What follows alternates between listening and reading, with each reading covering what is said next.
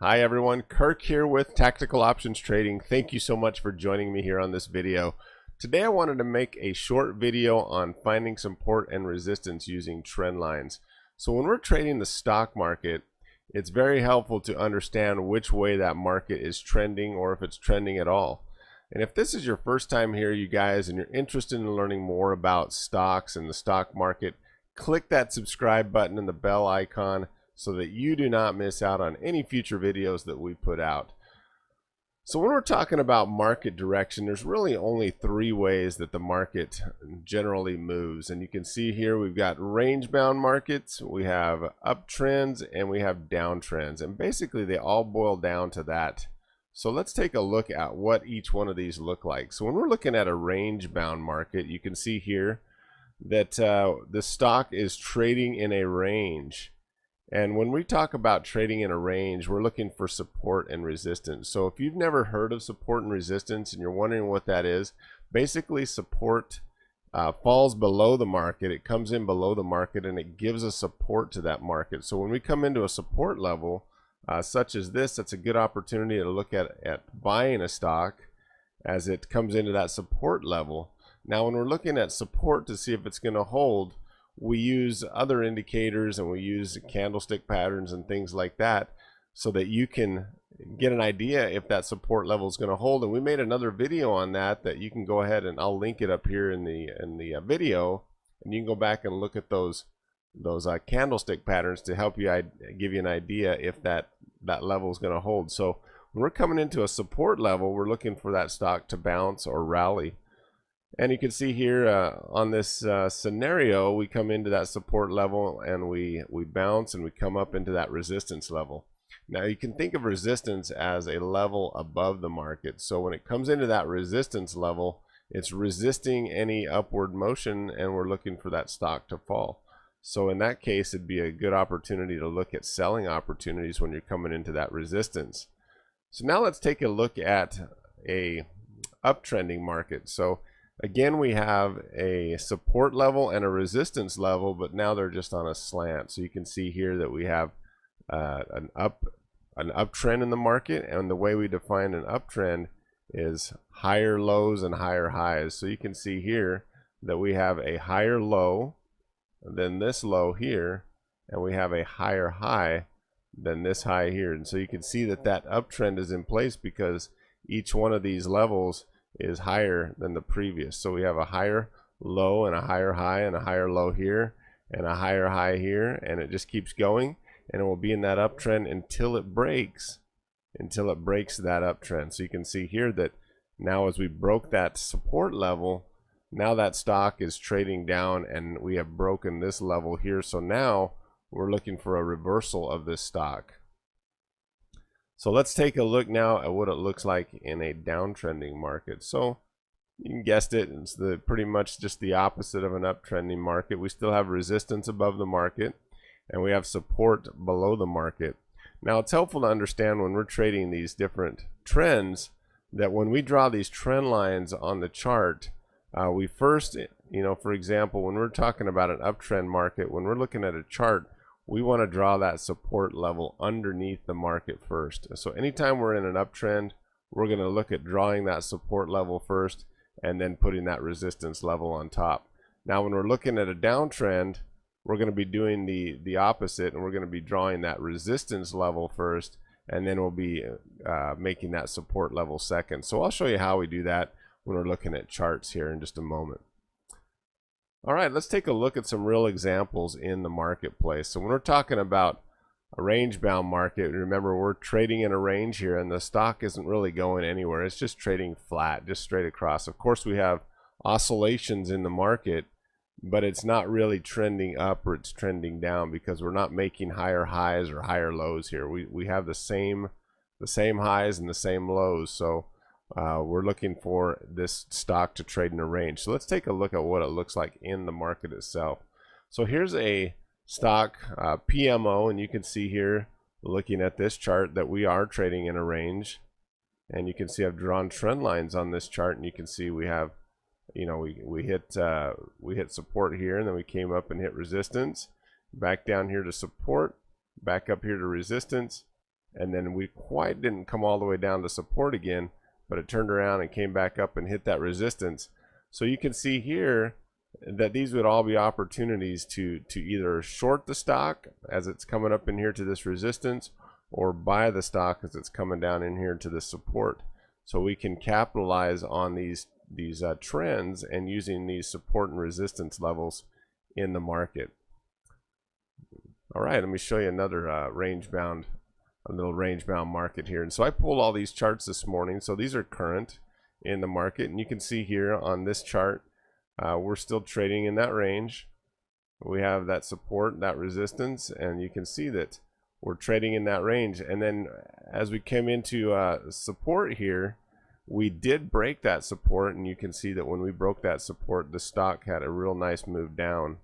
And once we break that support now becomes resistance. So as this stock came back up, we hit some sort of resistance here, and it did actually break through. So a lot of times these stocks will come back up into this resistance level and then turn around, and they're coming back up here to test that resistance level to see if that resistance is going to hold. All right, let's take a look now at DOX, D-O-X for this ticker symbol. So you can see again we have that range bound market here, just trading in a sideways chop. And you can see we actually have kind of a second trend line in here, support level that is getting some respect as well. So we have this lower level support, but we also have another support that's kind of midway. So that's something to look out for when you're drawing these trend lines on your charts.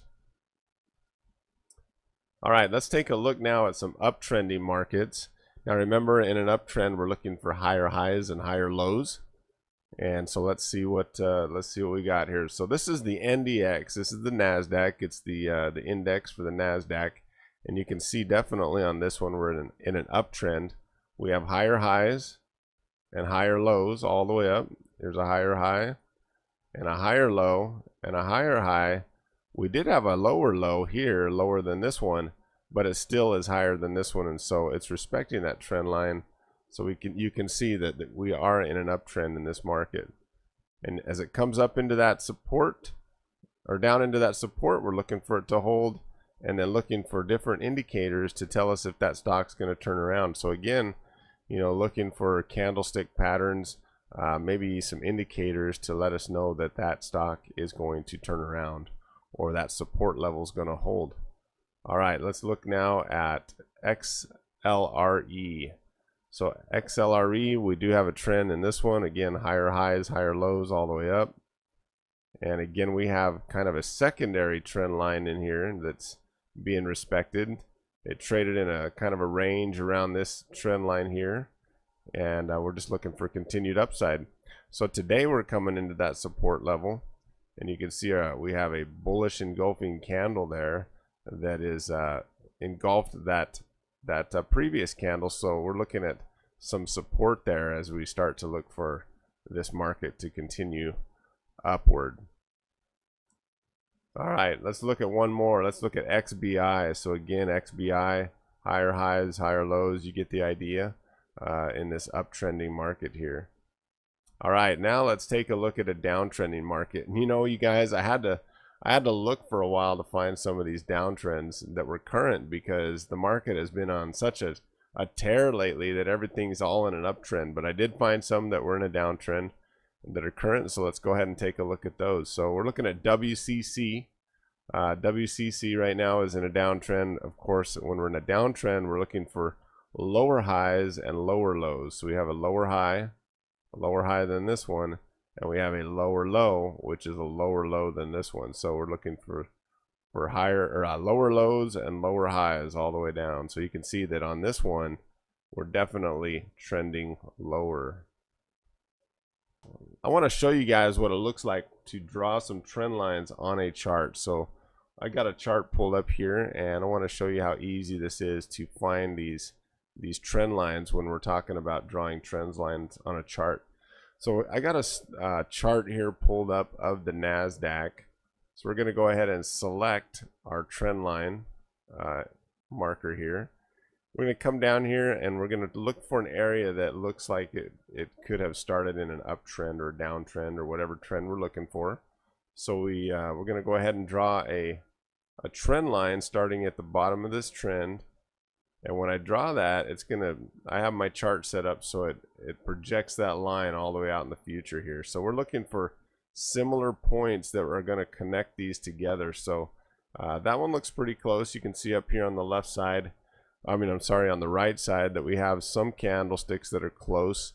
But if I bring this right up in here, let's see what happens. Wow, look at that. So when I drop that line right there, you can see that support level is being respected all across the board here. So we have a support here. We have a doji, and then that bounced off support there. We have a hammer here. We have a bullish engulfing pattern here. We have some dojis and some other candlestick patterns here that show us some signs of reversal. So remember, when we're talking about drawing trend lines in an uptrend, we're going to draw that support level first. So once we've drawn that support level, what I like to do is come in here, right click on that and hit duplicate drawing, and then I drag this second trend line up to the top, and I'm looking for common points to drop this line at. So you can see about right there, we're hitting quite a few points on this chart. So I'll go ahead and drop that right there, and you can see when I drop that, it brought in quite a few points of resistance here, and again down here on the support level. So we have higher highs and higher lows on this chart. Hey guys, we're going to end it right there. If you found this video helpful, I would ask you to consider subscribing to this channel.